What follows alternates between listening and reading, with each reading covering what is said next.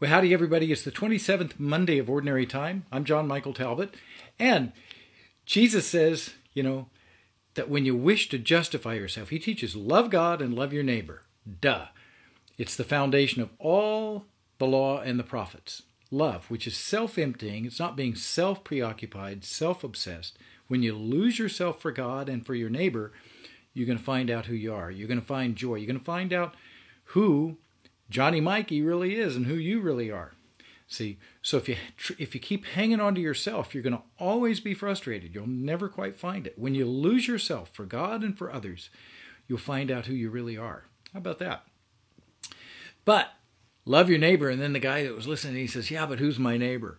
So the question for us today is, do we try to justify ourselves? Do we try to wiggle out of the teachings of Jesus? Jesus says, don't judge.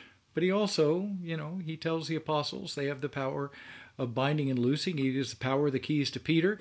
And we know that leaders of communities, they got to make some judgments. So we begin to wiggle back in. See, you can only make those judgments if you have no personal judgments. If you're only going by what God says and what God directs. See, but that gives the rest of us excuses. Oh, well, I got to judge. Oh, I'm not really judging them. I'm just discerning. Oh, I'm not really gossiping about them. I'm just concerned. So do we justify ourselves?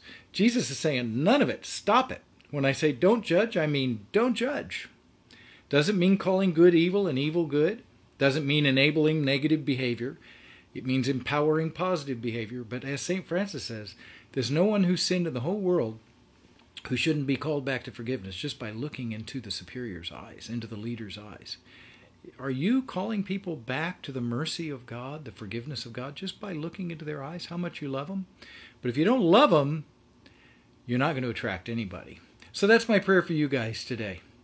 Don't wiggle out of loving your neighbor as yourself.